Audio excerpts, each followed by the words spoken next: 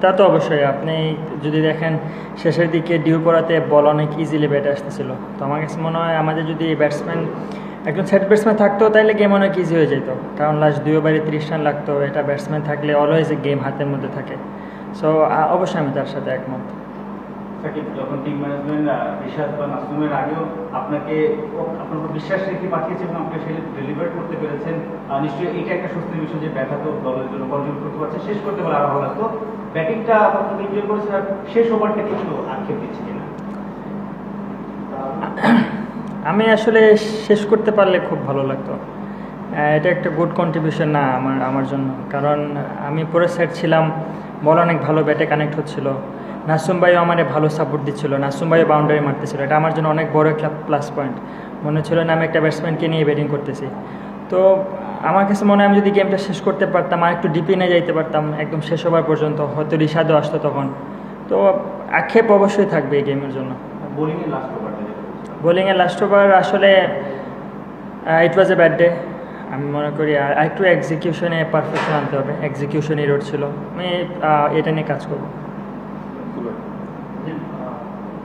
শেষের দিকে আসবে এটা তো এক্সপেক্টেড ছিল, আপনারা চেঞ্জ করতেছিলেন তখন অ্যাপ্রোচটা একটু এটা মাথায় রেখে রাখলে আর কি বেটার হইতো কিনা মিডল ওভার না, আমরা ব্যাটসম্যানদের উইকেটগুলো গেছে কিন্তু পাওয়ার প্লেতে।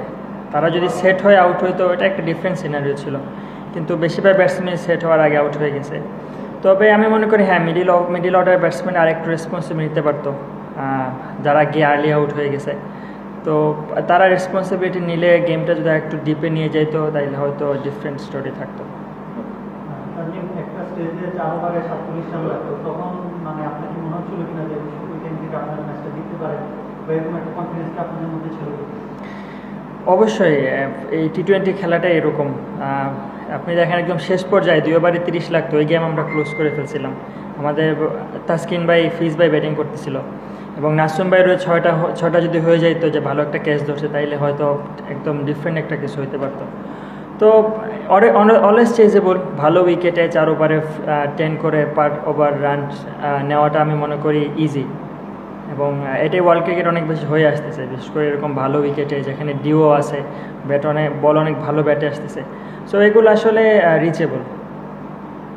আপনারা লাস্ট 4টা সিরিজ জেতার পরে এবার একটা সিরিজে ধরে মাঠে প্রথম ম্যাচটা হারলেন, ওই সিরিজের সামনে 2টা ম্যাচে আপনাদের ওই রোটা ধরে রাখার জন্য, সিরিজটা ধারাবাহিকতা ধরে রাখার জন্য চ্যালেঞ্জ, ওইটার জন্য আপনারা এখন কতটা প্রিপেয়ার? আমরা একদম শুরু থেকেই প্রিপেয়ার ছিলাম। আমাদের একটা কনফিডেন্স ছিল যে না, আমরা ভালো করে আসতেছিলাম টি-20-তে। সো আজকে একটা আমরা হেরে গেছি, ইট ওয়াজ এ ব্যাড ডে।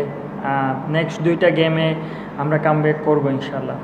এখানে আর কোনো ব্যাকফুটে যাওয়ার চান্স নাই, কারণ আরেকটা গেম হেরে গেলে আমরা সিরিজ হেরে যাব। সো এটা ঘরের মাঠে, তো ডেফিনেটলি আমরা চেষ্টা করবো সিরিজ জেতার, যে করি হোক। কারণ আমরা বিদেশে যেহেতু ভালো করে আসছি, এখানে আমরা একটা এক্সট্রা অ্যাডভান্টেজ পাবো অবশ্যই, নিজেদের হোম। সো নেক্সট 2টা গেম আমাদের জিততে হবে।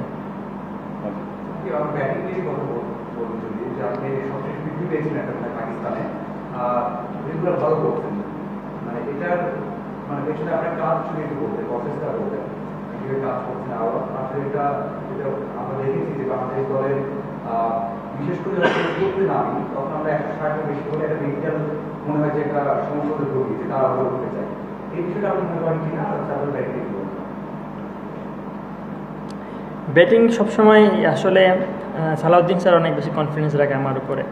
উনি প্র্যাকটিসে অনেক বেশি ব্যাটিং করায়, যেটা আমাকেও কনফিডেন্স দেয়। তো আমি চেষ্টা করি, এবং যারাই টিম ম্যানেজমেন্টে যারাই আছে, একদম প্লেয়ার্স থেকে শুরু কোচেস, সবাই আমাকে বিশ্বাস করেই ব্যাটিংয়ে পাঠায় যে না, তুমি রান করতে পারবা।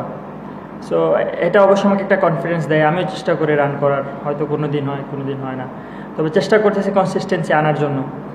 আর ব্যাটসম্যানদের যে বিষয়টা বলেন, আমি মনে করি হ্যাঁ, আরেকটু দায়িত্ববোধ নিয়ে আমরা ব্যাটিং করতে পারতাম একদম শুরুতে। তামিম যেরকম একটা স্টার্ট পাইছিল, আসলে খুবই ভালো একটা স্টার্ট তার ব্যাটে, প্রথমে গিয়েই মিডিল হয়ে যাচ্ছিল ব্যাটে। আর বাকি ব্যাটসম্যানদের আসলে অনেকেই সেট হওয়ার আগে আউট হয়ে গেছে, তো তাদের বিষয়ে বলার কিছু নেই। বাট মিডিল অর্ডার নিয়ে আমি অবশ্যই কনসার্ন, তারা যদি আরেকটু ডিপ করতো, খেলাটা ডিপ করার অপশন ছিল, কারণ তখন ফিল্ড ওপেন হয়ে গেছিলো, চাইলেই এক এক করে আমরা খেলাটা ডিপে নিয়ে যেতে পারতাম। তো আমি মনে করি আরেকটু রেসপন্সিবল হইতে হবে আমাদের, এখানে আর কোনো অপশন নেই, রেসপন্সিবিলিটি নিয়ে ব্যাটিং করতে হবে। আপনি যেটা বললেন মিডল অর্ডার নিয়ে কনসার্ন, আমরা শুধু এই সিরিজ বা এই ম্যাচ না, আমরা বেশ কয়েকটা ম্যাচই দেখছি যখন আমাদের টপ অর্ডারে একজন কলার করে সাথে সাথে 3-4 উইকেট আমরা হারিয়ে দিই। মানে এটা আসলে কেন হচ্ছে আপনার কি মনে হয়? বারে বারে একটা জিনিস রিপিট হচ্ছে এটাকে। এটা আসলে ব্যাটসম্যানে ভালো এক্সপ্লেন করতে পারবে, আমি এই উত্তরটা আসলে আমার কাছে নাই, টু বি ভেরি অনেস্ট। আর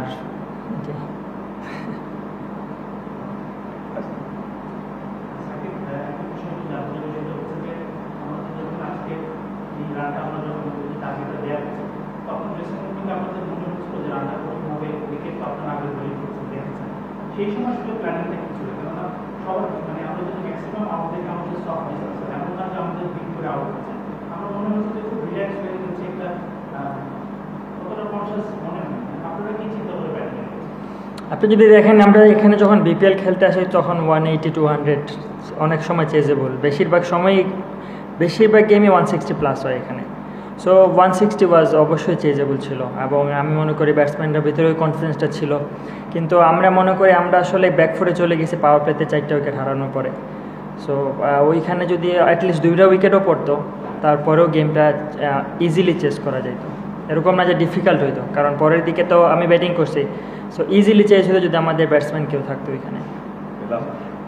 সাকিব, আপনি যখন রোমারিও শেফার্ডকে 6-4 মারলেন, আপনি জানি না আপনার তো অনেক কনসেন্ট্রেশন ছিল ব্যাটিংয়ে, হয়তো শুনেছেন কিনা, বাট গ্যালারিতে সবাই কিন্তু সাকিব সাকিব একটা রোড উঠে গিয়েছিল আর চিৎকার করছিল। আমরা তো গত 17-18 বছর ধরে সাকিব সাকিব এটা ফ্যামিলিয়ার, সাকিব আল হাসান না থাকার পরেও প্রায় সময় গ্যালারিতে শুনি, বাট আজকে ভিন্ন এক সাকিবের জন্য এরকম চেয়ার আপ আপনি শুনেছেন কিনা, কেমন লেগেছে?